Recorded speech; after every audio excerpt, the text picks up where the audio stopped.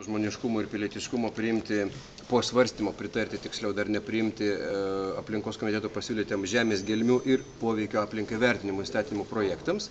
Tai yra labai svarbus, kadangi įstatymė, kai kalbame apie žemės gelmes, ten mums pavyko sudėti ir Seimas po svarstymo pritarė visiems svarbiausiams saugikliam, iš kurių yra esminis dalykas tai, kad naudojant, praktiškai tos pataisos draudžia hidraulinio ardymo technologiją naudojant toksiškus chemikalus.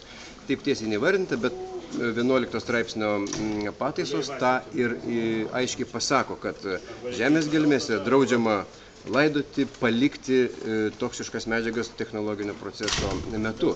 Ką tai reiškia? Tai reiškia, kad norint taikyti hidraulinio plėšimo skalūninių dujų technologiją, ten reikia prileisti vandens su toksiškais chemikalais ir natūraliai, neišvengiamai, pusė maždaug to vandens ten lieka. Tai mūsų įstatymo pataisa draudžia ten palikti. Reiškia, draudžia tokią technologiją, kurios metu ten lieka. Tai iš esmės tai yra hidraulinio plėšimo technologijos uždraudimas.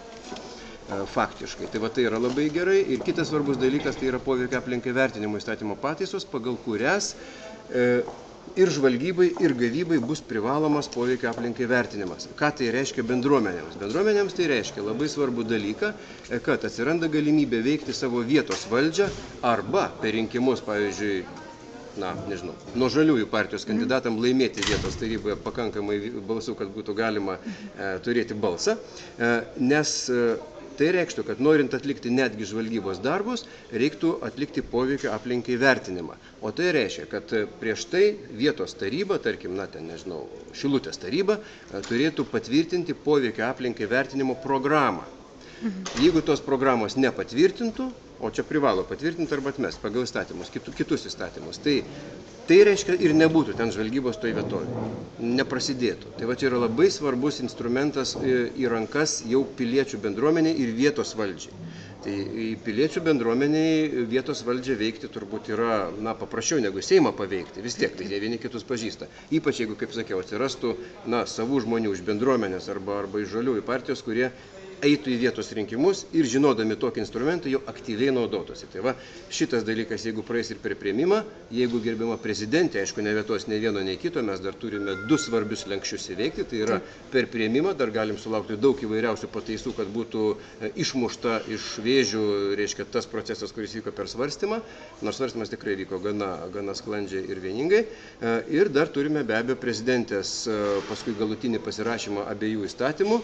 Ir čia galime tikėtis irgi įvairių surprizų. Taip, kad aš kviečiu pilietinę visuomenę kreiptis ir į prezidentę, ne tik tai pastovėti šitoje aikštėje, bet ir kitose aikštėse, kurios matosi iš prezidentės langų, ir paraginti, paprašyti, taip pat pilietiškai, kaip Seimas šiandien per svarstymą pritarė, taip ir prezidentį pažiūrėti į savo žmonių, kurie tiesiogiai rinko interesus. Norėčiau paklausti, o kaip Jūs vertinate konservatorių pasiūlymą prieš pertrauką kreiptis į vyriausybę? Tai aš pareikalavau balsavimo ir Seimas pats įvertino, kad tokio kreipimosi nereikia, nes mes vyriausybės nuomonę ir ministro Mazuronio nuomonę mes jau seniai žinome. Aplinkos apsaugos ministras yra vienas aktyviausių Ševrono šalininkų ir vienas aktyviausių skalūninių dujų rėmėjų Lietuvoje. Tai akivaizdu, kad paprašius vyriausybės išvados, tą išvadą rengs aplinkos apsaugos ministerija, kuri šiuo atveju, šiuo klausimu yra ne aplinkos apsaugos, o Ševrono apsaugos ministerija. Gerai. Tai kitą savaitę, žodžiu, laukiame vėlgi priėmimo, tikėsimės. Neišmes kur nors, čia vėl gali būti išmes idėjas.